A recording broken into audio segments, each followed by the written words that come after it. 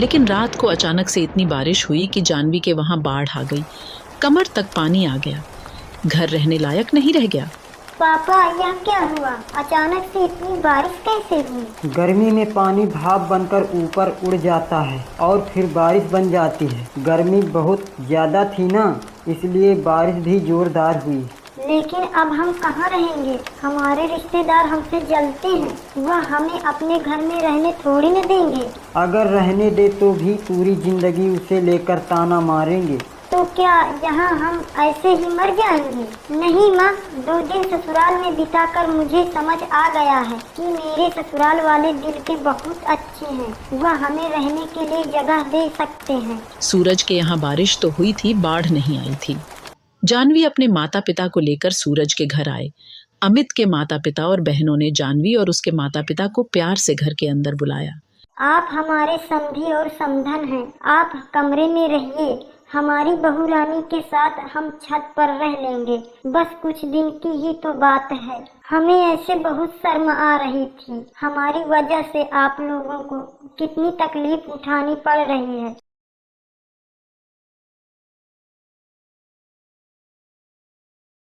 प्यार के नशे में धुन होकर जानवी ने सूरज से शादी तो कर ली थी, लेकिन जानवी को यह नहीं पता था कि सूरज के घर में बस एक ही कमरा था। जानवी के घर वाले शादी से सख्त खिलाफ थे, लेकिन जानवी ने अपनी माँ से कहा था, माँ, मैं शादी करूंगी तो सिर्फ सूरज से करूंगी, वरना किसी से नहीं करूंगी। सूरज ने भी बार बार जानवी से कहा था, देखो जानवी, मैं गरीब हूँ, मेरे पास कुछ भी नहीं है, ना अच्छा घर है और ना ही मैं तुम्हें अच्छा खिला सकता हूँ। लेकिन जानवी अपने जिद पर अड़ी हुई थी। लेकिन कोई बात नहीं, चलो आज शादी कर लेते हैं। असल में शालिनी को बस अपने माता पिता को गलत साबित करना था। मम्मी पापा मुझे बोलते हैं कि मैं तुम्हारे साथ तुम्हारे घर पर नहीं रह पाऊंगी। मुझे उन्हें रहकर दिखाना है। वो सच ही कहते हैं जानवी, तुम्हारे पास सब कुछ है। तुम्हारे हर एक कमरे में एसी है, मेरे पास तो एक भी नहीं है। प्यार में क्या एसी हो या फैन, क्या फर्क पड़ता है? मुझसे शादी कर लो सूरज, आज ही शादी कर लो। जानवी जिद पड़कर बैठ गई। सूरज भी जानवी से प्यार तो करता ही था। उन दोनों ने शादी कर ली और जानवी अपना घर छोड़कर सूरज के एक कमरे वाले घर में चली गई। उसी घर में सूरज के माता पिता और 2 बहनें भी रहती थीं। सूरज ने सभी से कहा, माँ पापा, मैं जानवी से शादी कर लिए, आज से वह हमारे साथ ही रहेगी। हाँ सासू माँ, आज से इसी घर में रहेंगे, प्रणाम दीजिए। सूरज के माता पिता चिंता में पड़ गए। जानवी अपनी दोनों नंद के साथ बातें करने लगी और सूरज के माता पिता ने सूरज को अलग ले जाकर कहा, बेटा यह क्या किया तूने, इतनी गर्मी में शादी, और वो भी अमीर लड़की से। तुझे पता तो है ना, हमारे पास सिर्फ एक ही कमरा है। पता है माँ, लेकिन जानवी ऐसी जिद पकड़ ली कि उसे मना ही नहीं कर पाया। जिद पकड़ ली और तू मान गया? कलावती, अब तुम्हें तुम्हारे बेटे को समझाओ, पागल हो गया है ये। सूरज के माता पिता गुस्सा हो गए। जानवी वैसे अच्छी लड़की थी, उसे खाना बनाना आता था, घर के कामकाज भी आते थे। जानवी ने उन दोनों का दिल जीत लिया। उसने सबके लिए खाना बनाया और प्यार से सभी को खाना खिलाया। काशी और कलावती खुश हो गए। सूरज की 2 बहनें भी भाभी की तारीफ करने लगी। क्या खाना बनाया है आपने? हाँ भाभी, मजा आ गया। जानवी भी खुश थी, लेकिन प्रॉब्लम तो रात के वक्त शुरू हुई। घर में कमरा एक ही था और फैन भी एक ही था, इसीलिए सभी एक ही कमरे में सोते थे। सूरज ने जानवी से कहा, देखो जानवी, इसी कमरे में हम सब एक साथ सोते हैं। कामनी और दामनी और माँ बिस्तर पर सो जाती है, मैं और पापा नीचे जमीन पर सो जाते हैं। अब हाँ, वो कमरा छोटा है ना, ज्यादा जगह तो भी नहीं है कमरे में। बहू, तुम और सूरज कामनी बिस्तर पर सो जाओ और हम तीनों नीचे सो जाएंगे। क्यों दामनी? हाँ माँ, मैं नीचे सो जाऊंगी। वह तीनों नीचे सो गए, लेकिन कमरा इतना छोटा था कि बिस्तर रखने के बाद ज्यादा जगह बची नहीं थी।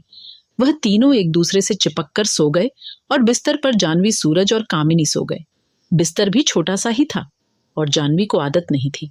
ऊपर से कमरे में एसी भी नहीं था। जानवी को बहुत गर्मी होने लगी। वह मन ही मन सोचने लगी, अरे यार, बहुत गर्मी हो रही है। इतनी गर्मी, ऊपर से एसी भी नहीं है और एक बिस्तर पर तीनों को सोना पड़ रहा है। इस तरह से तो मुझे नींद ही नहीं आएगी। ये तो बस शुरुआत थी। जानवी सो नहीं पाई। अमीर घर की लाडली बेटी थी। वह सुबह के 10 बजे से पहले उसकी नींद नहीं खुलती थी। वहीं जानवी 5 बजे उठ गई। अरे वाह, बहुत अच्छे संस्कार हैं बहू में। लेकिन जानवी किस वजह से इतनी सुबह उठ गई थी, ये किसी को भी नहीं पता था। धीरे धीरे गर्मी और बढ़ने लगी। तापमान 45 डिग्री तक पहुंच गया। पूरा दिन काम करते करते जानवी की हालत खराब हो गई। शाम को उसने सूरज से कहा, सूरज, मुझे बहुत ज्यादा गर्मी हो रही है। मैं सबके साथ एक ही कमरे में नहीं सो सकती। ये तो मैं तुमसे पहले ही कहा था जानवी, तुम ही नहीं मान रही थी। तो क्या हुआ, अभी मैं तुम्हारी बीवी हूँ। तुम अपने माता पिता को बोलो कहीं और सोने के लिए। मैं यह नहीं कर सकता। तो फिर मैं भी तुम्हारे साथ नहीं रह सकती। यह बोलकर जानवी अपने घर चली गई। सूरज कुछ कर नहीं पाया। क्या ही करता बेचारा, उसके पास पैसे जो नहीं थे। घर लौटने के बाद जानवी को भी अपने माता पिता से बहुत उल्टी सीधी बातें सुननी पड़ी। क्यों, कहा था ना मैंने कि तू वहाँ नहीं रह पाएगी। अब क्या हुआ? लौट क्यों आई? वहीं रहती, उसी एक कमरे के घर में। जानवी का दिल टूट गया। वह दुखी बैठी रही। लेकिन रात को अचानक से इतनी बारिश हुई कि जानवी के वहां बाढ़ आ गई। कमर तक पानी आ गया। घर रहने लायक नहीं रह गया। पापा, यह क्या हुआ? अचानक से इतनी बारिश कैसे हुई? गर्मी में पानी भाप बनकर ऊपर उड़ जाता है और फिर बारिश बन जाती है। गर्मी बहुत ज्यादा थी ना, इसलिए बारिश भी जोरदार हुई। लेकिन अब हम कहाँ रहेंगे? हमारे रिश्तेदार हमसे जलते हैं। वह हमें अपने घर में रहने थोड़ी न देंगे। अगर रहने दे तो भी पूरी जिंदगी उसे लेकर ताना मारेंगे। तो क्या यहाँ हम ऐसे ही मर जाएंगे? नहीं माँ, 2 दिन ससुराल में बिताकर मुझे समझ आ गया है कि मेरे ससुराल वाले दिल के बहुत अच्छे हैं। वह हमें रहने के लिए जगह दे सकते हैं। सूरज के यहाँ बारिश तो हुई थी, बाढ़ नहीं आई थी। जानवी अपने माता पिता को लेकर सूरज के घर आए।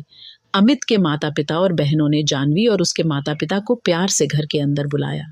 आप हमारे समधी और समधन हैं। आप कमरे में रहिए। हमारी बहू रानी के साथ हम छत पर रह लेंगे। बस कुछ दिन की ही तो बात है।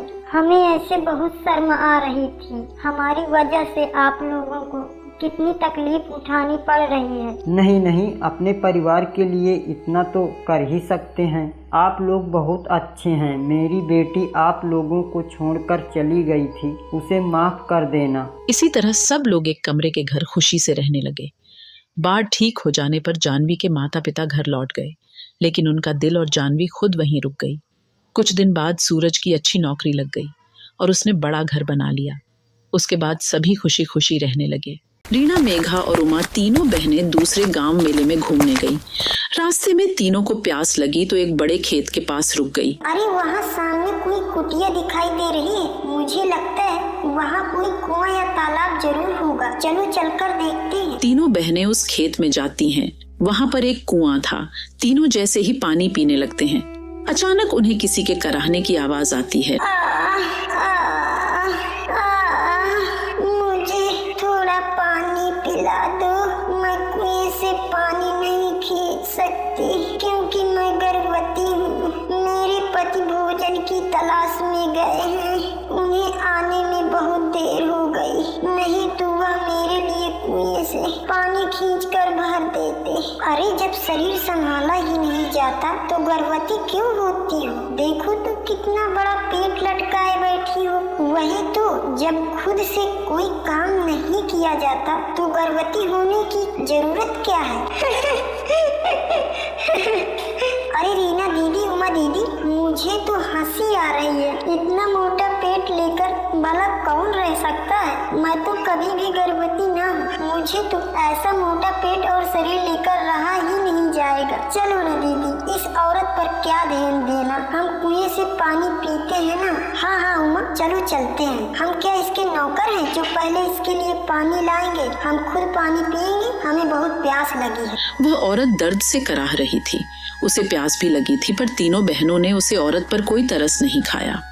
तभी उस औरत का पति, जो कि एक ऋषि था, और वह आ जाता है। खबरदार, जो कुएं से पानी भी पिया तुमने, मेरी पत्नी का मजाक उड़ाया है। विपदा के समय उसकी मदद नहीं की। एक गर्भवती स्त्री को दर्द से कराहते हुए देखकर भी तुम्हें जरा सा भी दया नहीं आई। तुम तीनों को श्राप देता हूँ कि तुम तीनों अभी के अभी गर्भवती हो जाओगी। तभी तुम्हें पता चलेगा कि एक गर्भवती स्त्री की तकलीफ क्या होती है। वह ऋषि क्रोध में आकर तीनों बहनों को श्राप दे देता है। तीनों रोती हुई घर आ जाती है और सारी बात अपने भाई संतोष को बताती है। संतोष उन ऋषि और उनकी पत्नी को ढूंढता है, पर वहां खेत में अब उनकी कुटिया नहीं थी। न जाने पर दोनों कहां चले गए थे। संतोष अपनी बहनों के साथ घर लौट आता है। संतोष की तीनों बहनें गर्भवती हो चुकी थीं। उनको गर्भावस्था में देखकर सारे गांव वाले उन पर थू थू कर रहे थे। संतोष की तीनों बहनों का रो रो कर बुरा हाल था।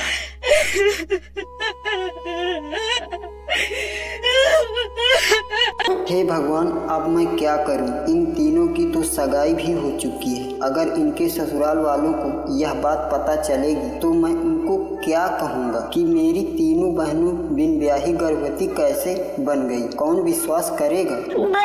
भैया अब हम क्या करेंगे? हमें तो बहुत डर लग रहा है। हमारी वजह से आपकी कितनी बदनामी हो रही है। इससे तो हम तीनों इस दुनिया में ही न रहे तो अच्छा है। अरे रीना, कैसी बातें कर रही हो? तुम दोनों पहले मेरे लिए क्या हो यह बताने की जरूरत नहीं। कोई ना कोई रास्ता जरूर निकल आएगा। चलो हम भगवान शिव के मंदिर चलते हैं और उनसे प्रार्थना करेंगे कि वह ऋषि और उनकी पत्नी को ढूंढने में हमारी मदद करें। संतोष तीनों बहनों के साथ शिव जी के मंदिर जाता है और प्रार्थना करता है। तभी तीनों की नजर वहाँ ऋषि और उनकी पत्नी पड़ जाती है, जो मंदिर में ही बैठे थे। अरे भैया वो देखो, ऋषि और उनकी पत्नी वहाँ बैठे हैं। भगवान शिव ने हमारी सुन ली। भैया चलो, रीना दीदी, उमा दीदी, हम सब लोग उनसे माफी मांगेंगे। जय शिव शंकर, आपने हमें ऋषि और उनकी पत्नी से मिलवा दिया। आपकी सदा ही जय हो। चलो तीनों जल्दी चलो और उनसे माफी मांगो। संतोष उन तीनों बहनों के साथ उसे ऋषि के पास जाता है और सर झुकाकर क्षमा मांगता है। हे ऋषि महाराज, मेरी तीनों बहनों से भूल हो गई। इन्होंने नादानी में ऐसा किया, इन्हें क्षमा कर दीजिए। अच्छा, तो तुम इन तीनों की तरफदारी करने के लिए आया है? जा, मैं नहीं माफ करूंगा। अरे नहीं, आप ऐसा ना कहिए। भगवान शिव के मंदिर में बैठे हैं और आप तो जानते ही हैं शिव कितने दयालु हैं। वह अपने सभी भक्तों को क्षमा कर देते हैं। तो आप भी तो शिव भक्त हैं, आप भी मेरी बहनों को क्षमा कर दीजिए।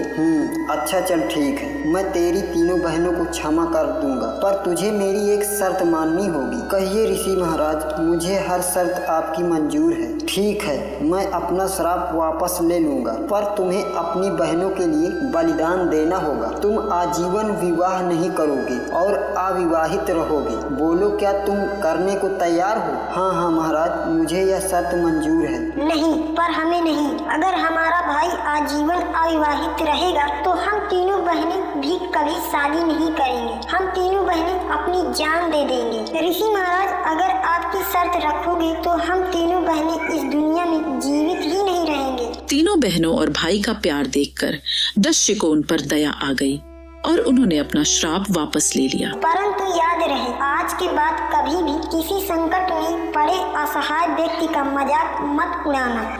संतोष के तीनों बहनें वादा करती है कि वह ऐसा कभी नहीं करेंगे और तीनों फिर से पहली वाली अवस्था में आ जाती है। संतोष अपनी तीनों बहनों को लेकर कुशल पूर्वक खुशी खुशी घर लौट आता है।